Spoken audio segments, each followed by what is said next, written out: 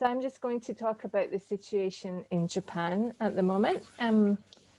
My talk is divided into three parts: the situation, the current situation, recent developments, and then the cost of inaction. So temporary funding for the HPV vaccine in Japan was provided for girls 12 to 16 years in December 2010. It's a community-based program, so not school-based, so in that respect, not affected by the COVID situation. And high coverage was obtained for the first dose, about 80%. And they used both vaccines, Cervarix or Gardasil 4.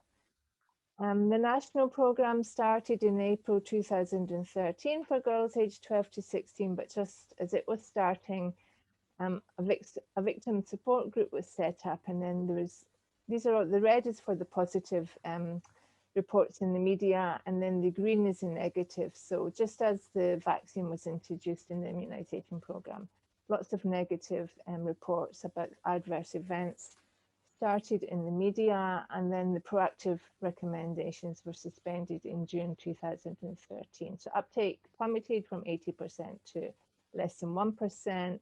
And even though international and domestic studies find no relationship between the vaccine and these reported events, the uptake still remains at less than 1%, and the government haven't reinstated their proactive recommendations.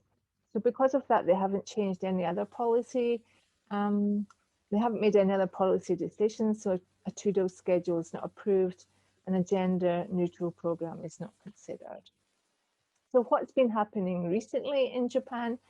So HPV-9 was submitted for licensing in July 2015, and it was finally approved for use in Japan this year in July 2020, and that is now being considered for use in the national immunization program. Another big change was we had a cabinet reshuffle with the new prime minister recently. So, we don't know if this is good or not. The health minister that was responsible for suspending proactive recommendations, he has been reinstated as the new health minister again. But the deputy health minister, she is a cervical cancer survivor, Junko Mihara, and she's a vocal supporter of the vaccine. So we're hoping that that is a sign that the government wants to restart proactive recommendations.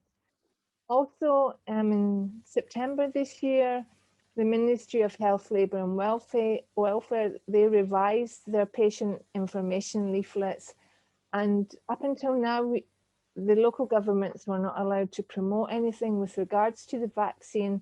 They've sent these leaflets to the local governments and said that they could send them out and promote them to the relevant people.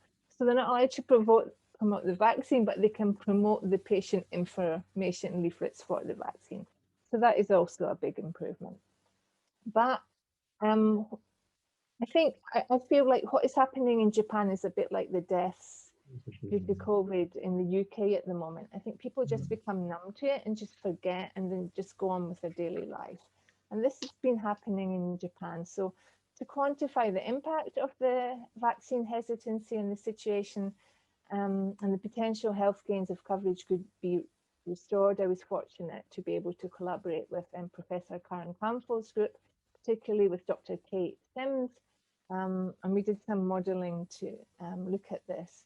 And so we used the Policy 1 Cervix model, which is a well-established model of dynamic transmission. It's been calibrated and validated across a wide range of settings. And the model was adapted to Japan by taking into account local data on life expectancy, HPV prevalence, including the type distribution in cervical cancer, current screening, and cervical cancer incidence, survival, and mortality.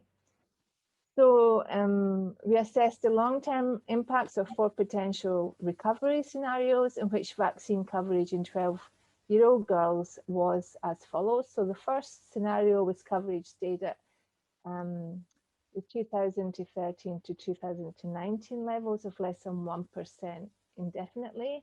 So that's denoted as crisis no recovery. Second scenario was coverage gradually reaches 70% over the period 2020 to 2025. That's crisis gradual restoration.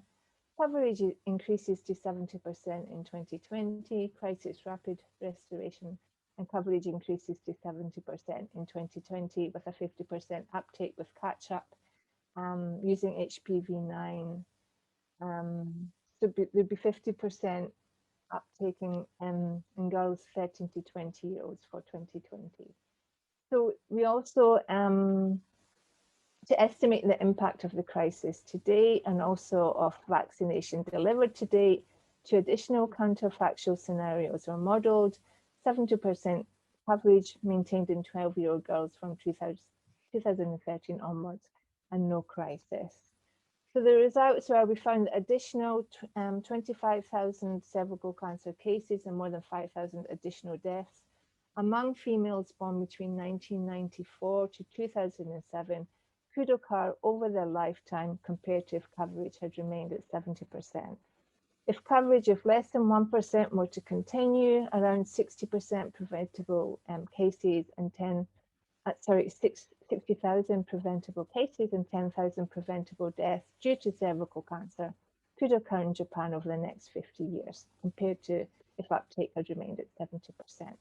But we also found that if 70% coverage could be restored in 12-year-olds in 2020, which is not going to happen because of COVID, along with 50% catch-up coverage in girls 13 to 20 years, using HPV9, 70 to 80% of these cases and deaths could be prevented.